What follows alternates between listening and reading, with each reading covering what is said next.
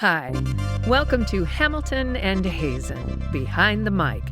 Join author M.L. Hamilton and me, I'm narrator Kelley Hazen, as we discuss our latest audiobook. Born from our 7 years of collaboration and more than 60 audiobooks we've produced together, listen to the ins, the outs, the ups, and the downs, the inside track you love to follow, Behind the Mic.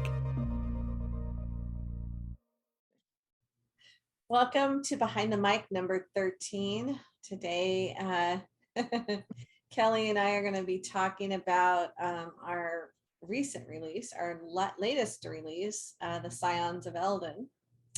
The, what is this? The 7th book? Book 6 in the World of Samar series. And this one was not as epic in the sense of length of novel. It was a shorter novel, but it was only 18 hours. Only 18 hours. Yeah, but it presented some challenges to you and Bruce, because you had to come up with a whole new because this is a new generation, so you guys had to come up with a new opening soundscape. Yeah, a new soundscape for it. Do you want to talk about that at all? And I attribute the success of that entirely to Bruce, because that is entirely in his, on his playing field. And it's our third one. It's kind of exciting to realize when you sort of look at the scope of the whole series, which is 11 books, and we're only halfway now that we've finished 6. But at the same time, we have commenced to begin the third generation, the third segment. And our goal with the whole series was to always do a new soundscape for each of the generations that will eventually be bundled together in a box set. So for Bruce, his work is, 75% done in terms of that kind of creativity. And this one is really exciting. He had been working with in his career in the different, he plays on Amazon's Rings of Power, and he plays on Outlander, and he's also doing now The Witcher Origins. Oh, wow. Yeah, that's the prequel to The Witcher. And so he's really in, and he's mostly asked to play Bowron, but he winds up playing a lot of other drums.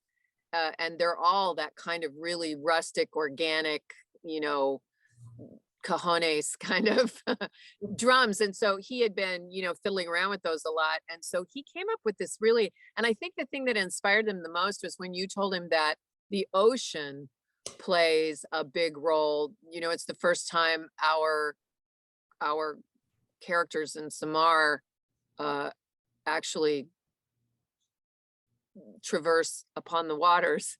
And I think that really, when you listen to the soundscape, which you can hear on our SoundCloud page, Storyteller Productions on SoundCloud, you can hear the soundscape. It's really got an aquatic feel to it. And he got so excited, he wrote, because there's the soundscape, and then one of the sort of extras that we've added to this series is a particular sound that introduces each chapter.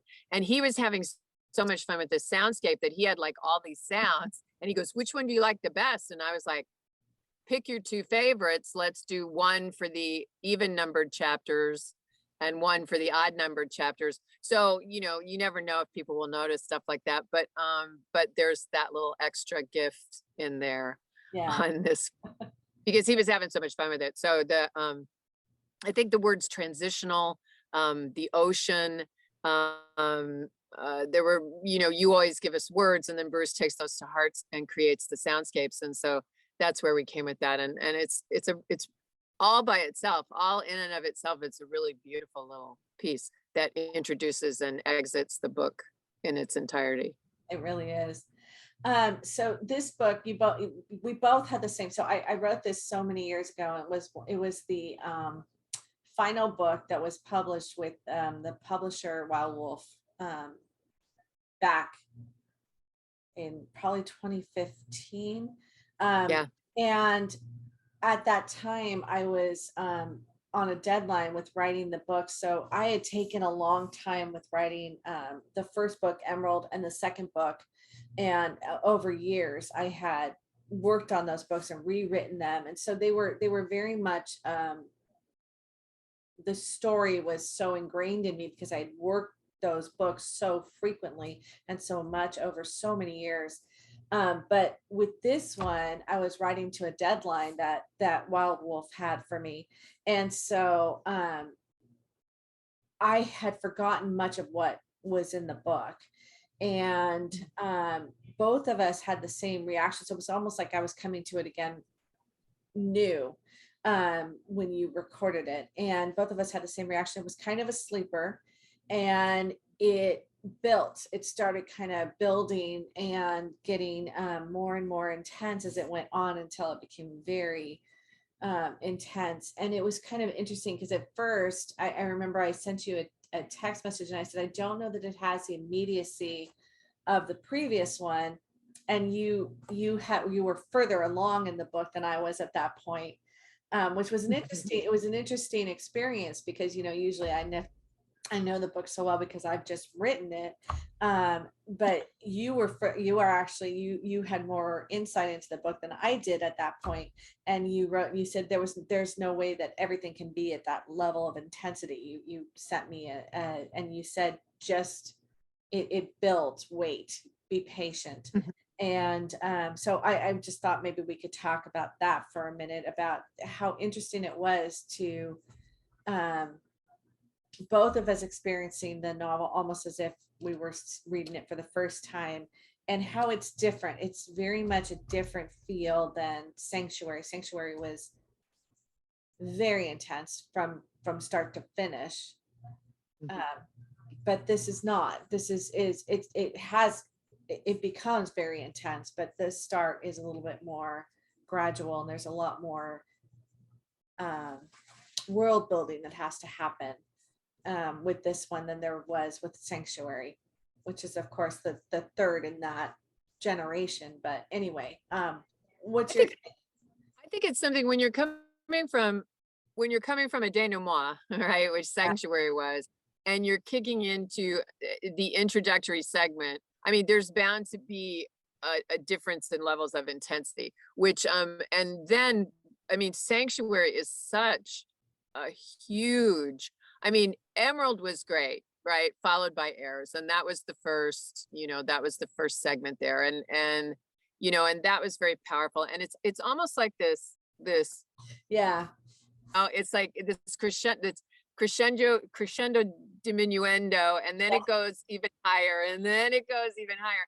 And, so right out of the gate, I started listening to SCIONS, and I'm like, okay, well, Sanctuary was, because I mean, I was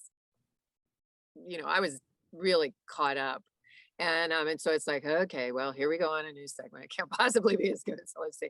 And it starts slow. It starts with a slow burn. I mean, you're in the desert. You meet Jarrett and Kendrick. It's really tough to know exactly what the heck that is going on. You're over in the middle of Nevasier, which we've heard nothing about. Or very little about.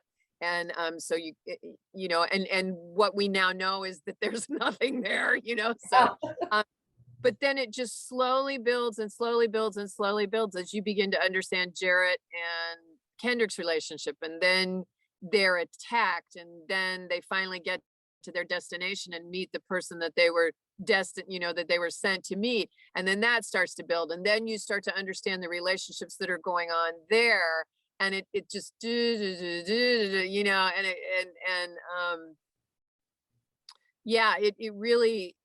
really, and as it keeps evolving, it starts picking up the pace and picking up the pace and picking up the pace and picking up the pace. And it's nice. It's really nice. I mean, you've, Talar Elderland's daughter, Tyla, becomes the focus of this book. And it's really interesting to see there are so many similarities between her and Talar, and yet at the same time, how she comes to understand her power and her place in the world It's really different. And you just kind of love it. You know, I mean, I love it. I mean, I remember when the new Charlie's Angels came out, and then there was another, like just recently there was, and I remember I was kind of disappointed because I think Jessica Chastain is in it, and it was some movie about these women kicking people's butt and killing everybody, and you know, and beating them up, and you know, and it's like, I women certainly are forces to be contended with and can be as lethal as the next. And certainly there are women who could beat the crap out of anybody. But I think largely as a group, that's not how we would prevail. You know, I Yeah. think we have other skills and equally lethal. And I feel like Tyla falls in that group, Yeah. you know, and I like that because I mean, it's more of this, you know, we don't want to be, we want to be equal. We don't want to be thought of as men. We just want to be treated Yeah. equally, right? And I feel like the more that women are positioned as being able to do all the things men can do, which I'm not sure the greater percentage of us can, you know, I mean, I don't know. I mean, I don't want to sound ridiculous, but I like the things that make women strong, and I would like to see those things brought out in a story that make us victorious. And that's what I think happens with Tyla, potentially. I mean, we don't know where it's going, right? At the end of the book, it's a horrible, it's not horrible, but there's yet again, a famous M.L. Hamilton twist at the end of the book. But you know, that was one of my favorite things about the book was Tyla, and how she comes to grips with her ability and her strengths, and then how they also then play her into this potential other role by the end of the book. Yeah, so I totally appreciate what you said there, because I've always disliked the woman heroine, whatever, being just basically a man in drag, you know, because that's not what a woman's going to approach things in a different way that a man is, you know, probably 75% of the time. And especially when you're talking about a situation of life or death, I think that a woman is going to have a very different way of approaching it, just because of the fact is we don't have the physical presence, we don't have the physical size that most men do. That's part of who they are, right? We don't have that. And I think that that's what I wanted with Tyla is she is, I think I said at one point to you, she is in some ways scarier than her father, because she's got a very, I don't want to say mercenary, but she's got this very practical. That's the word I was thinking of, practical. Yeah, like this is what I have to do. And I'm not going to sit here and soul search over it, because these are the resources I have. So the resources I have, and I'm going to use them. Oh, well. Oh, well. But we talked a lot about, this is very much a celebration of, and it's kind of a departure. It was, so when I first started writing fantasy, and the whole reason why I went by my initials, my ML instead of my name, was because when I first started writing fantasy, it was a very male dominated genre, and there weren't a lot of women. Isn't it still? Or but it's leveling off a little bit. I mean, I think J.K. Rowling had a lot to do with, you know, bringing women into writing fantasy, but it was a very male dominated. And then I was being published by a publishing house that was entirely a male staff. There was no women on staff at the time, and so I very much kind of played into those first few books of having the male protagonist. And I finally had enough confidence when it came to SCIONS where I was like, there needs to be a female protagonist. And it happened to coincide, as you and I have talked about, all of the World of Samar was based around the war in Iraq, and which had started at the time when I was seriously writing the different episodes of the series. And as we know now, once we went into Iraq, we wound up going into Afghanistan to fight the Taliban, and the Taliban's, abuses against women were legendary, right? Legion. Even now, even today, That's what I think was so weird as I was listening to the book again, knowing that that was in my mind when I wrote it, to realize, and you and I had a discussion about this, that nothing's changed, and in fact we've lost ground.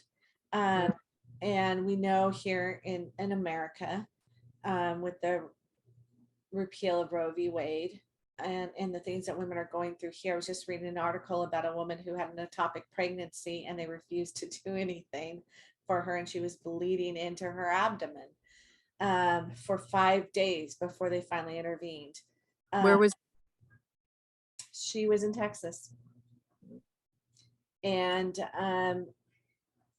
then we know what's happening, which is, so amazing in Iran right now, with the women fighting in the streets against oppression. And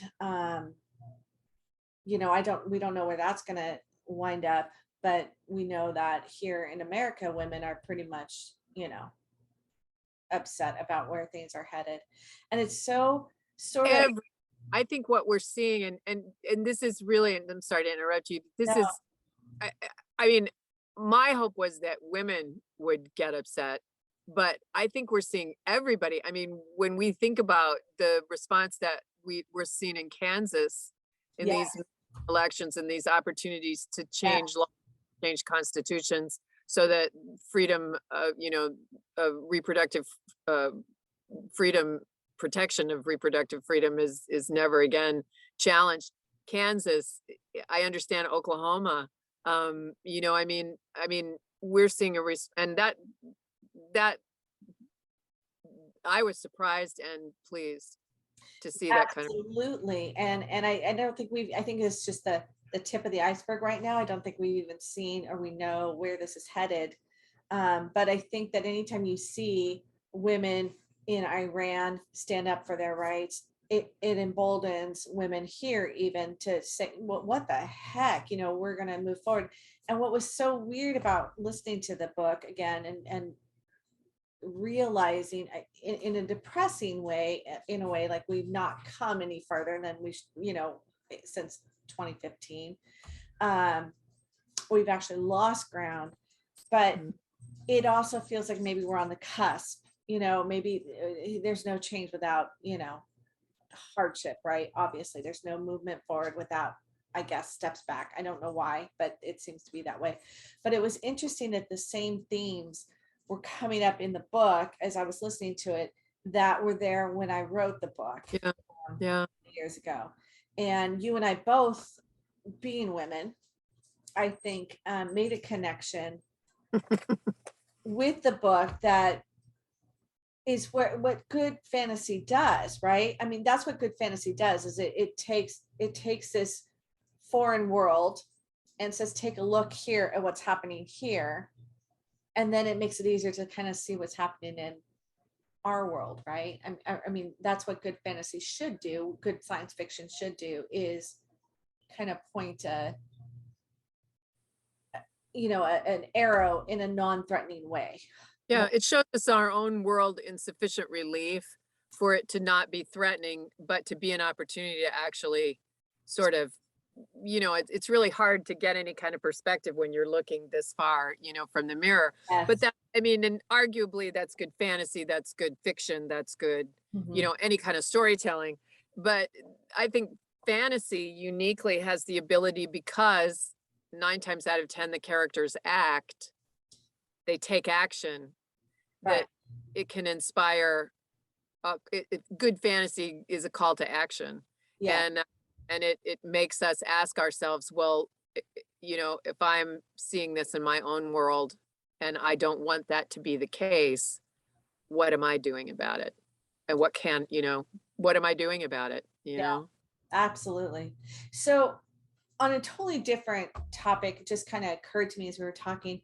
So when we talked about this kind of being a sleeper that, you know, it kind of comes up on you, kind of creeps up on you, and all of a sudden you're like, oh my gosh, this is, you know, you had a couple of your status updates that you did where you talked about how there was one where you said you misread something in the book, and then you went back. I can't remember what it was specifically, but you went back and you realized you had missed something, or you had, I can't remember exactly. You can correct me on this, but you've done so many of Mhm. my books. You've done so many books for other authors. Is it hard? How do you push through if a book isn't resonating necessarily right out of the gate for you? How do you push through, and then how do you make it still, you know, a grand performance, I guess is what I'm you know. Oh, that's interesting. Um,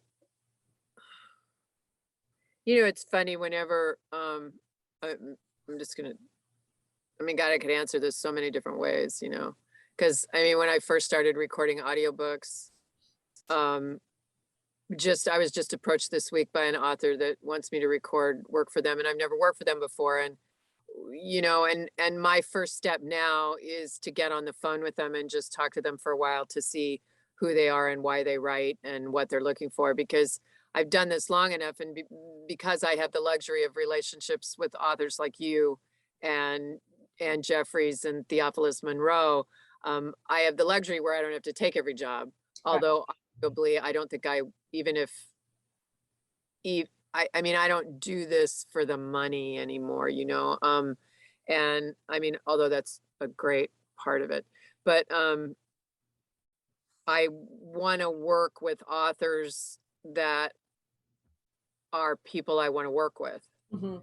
you know, and that I feel like are writing for the same reasons that I'm recording, you know. And then the other part of it is, so once you kind of get over that hurdle, and it's not always the case, you know, the next thing I do is I definitely read something of what it is they want me to record, just to make sure. I mean, because there was that period of time where I just assumed, because I liked them as a person, I thought they could write, you know, I assumed they could write. And it was like, oh my God, you know.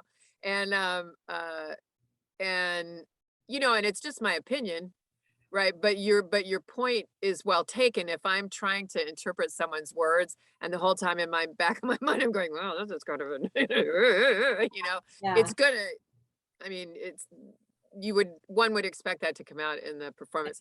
Now, that being said, um, I remember when I was an actor, well, I'm still an actor, but when I was doing stage work and stuff like that, and forming relationships instead of just having relationships with myself in books, I was, you know, on stage having to work with other actors and stuff like that. And, you know, and in theater in particular, in theater, it's a long haul. You work with people for a long time over, you know, rehearsals and before you finally put the thing up.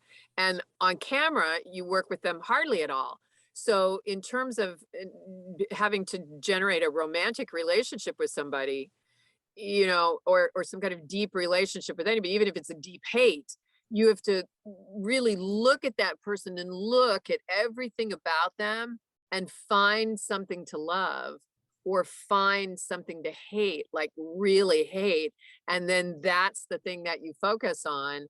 And all the other stuff, including the things that you don't like about them or do like about them, if in the case of an adversarial relationship, you try to block all those out. So you know, there's with the people that I work with now, there's always something to love in their books. There's whether it's you know, whether it's the intention, whether it's just the fun of it, whether there's the silliness of it, whether there's the, you know, or the heartfelt depth of character. I mean, there's always something. And, you know, it's funny because I think it's easy to make the assumption that because independent authors don't get picked up by the big publishers like, you know, Penguin and Scholastic and blah, blah, blah, blah, blah, Random House, you know, that somehow their writing isn't as good, or their stories aren't as good, or their craft isn't as well honed. And maybe in a lot of cases that's the truth. But I also think in a lot of cases, it's the luck of the draw. And there's Yeah. also a readership that's not interested in reading, you know, John Irving or even John Grisham, you know, or, you know, um, A Gentleman in Moscow, the book I just finished, is not going to be everybody's cup of tea. And the fact that there are authors writing to every level of demand and just creating more people that are reading and dreaming and listening and imagining and hearing that call to action whenever it comes, whenever it's Yeah. sent out. I mean, I'm proud to be a part of that, you know. I would venture to say that probably the more innovative stuff is in the independent authors, because the big houses, it's about the bottom line, you know, and it's about, The status quo will sell.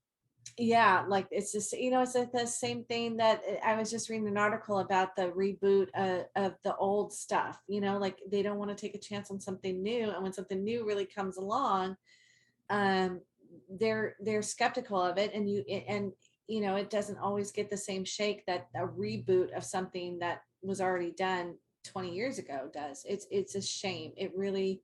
But we're also in a moment where musicians and independent films are becoming much more bigger in the box office. Authors for decades now have done fairly well for themselves going independent. In fact, often a lot of times they do much better being independent than they did when they were with the publishing house. Why'd you leave your publisher? Well, I left for a couple of reasons. One,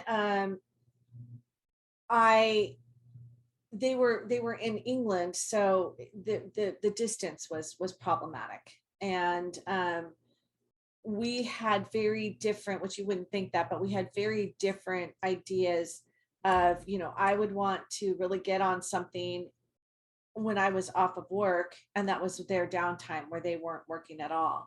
And so it became, that was difficult. And then because of the distance, if I wanted to leap on something right away, they couldn't do it. There was a, you know, the time difference and everything. So I wanted to leave because I felt like I had learned a lot from them. They were very good about teaching me the sort of the path forward. But I wanted to see what I could do on my own. And I built up a fairly decent fan base in England. And I thought I could kind of leverage that, which I was able to. I mean, I feel very fortunate because I've been able to do what a lot of people struggle. I mean, there's some really fine authors out there. They just can't find their audience. And I got very lucky. I found a fairly, you know, they consume content in England like crazy. And I found a fairly, you know, level, steady fan base in England that I could leverage when I came to doing more here in the United States. I got very lucky. And I honestly, I've thought about this a couple of times. Would I go back to a publisher? And I don't know that I would. You know, I like the independence. I like the being able to write what I want to write. I like the fact that if I decide I'm going to go off on a tangent, I can go off and explore that tangent, you know. I know that's frustrating with everybody who works with me, but you know, it's part of what keeps me writing, is being able to explore something new, you know, if I want to.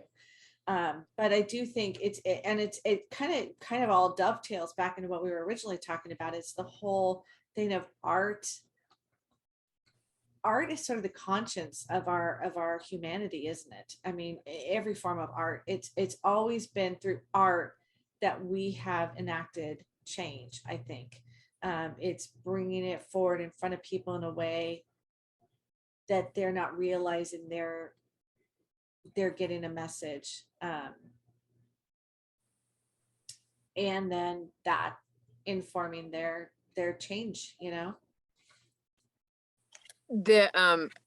So our listening audience may enjoy knowing that right now we are working on All Hallows Eve, which is the next Peyton Brooks short case.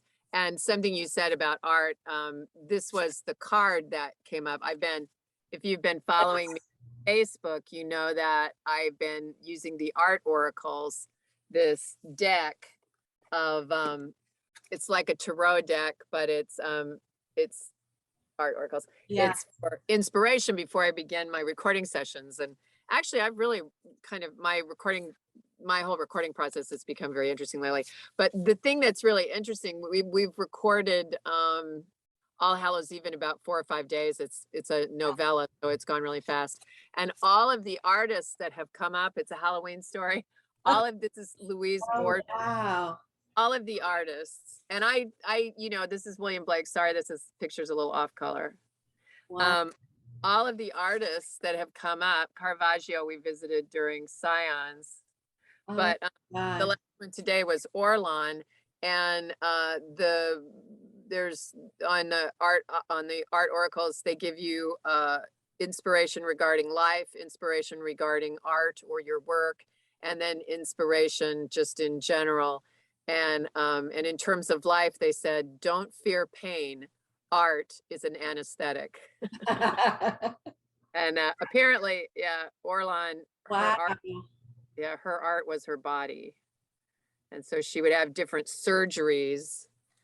She wanted to get a Mona Lisa forehead, and she wanted to get Marilyn Monroe cheekbones. And she took all of the male references of what the female beauty paradigms were, and then actually had them cut into her own body to put together as a work of art, right? And not in the sense of, aren't I beautiful, but this is what you would do to us, which I thought was really interesting. But they're all 4 kind of really Halloweeny. Yeah, how interesting. Yeah. Art is an anesthetic. Yes. Yes. Art allows us to keep living and not shuffle off our mortal coil, huh? Yeah, protect us from infection. Yeah. So you brought up our next adventure, which is All Hallows, which it will be out hopefully around All Hallows. And it's a Peyton Brooks early case adventure, and we're recording it right now. And then the next one after that will be our next foray into the Christmas mystery. So we'll be having Finding Freedom next. Yes, this is cool. This is fun. We're having a good time. Yeah, I know. It's becoming something, huh? Yeah, I think so. We'll have to tell them one of these next times about the candlelight letters. Yes. Yeah, that's another one of my departures. If you want to know more, subscribe to the ML Hamilton newsletter. All right, Kelley. Well, it was always a delight to talk to you about our process. And I'm so glad we do these. Yeah, they're fun. We've done, I'm surprised, when we first started this, I have to say, I thought, we'll probably do 1 or 2, and then we'll probably give it up. And we have it. We've stuck with it. So I'm proud of us for that. I think that's pretty impressive. I think so too.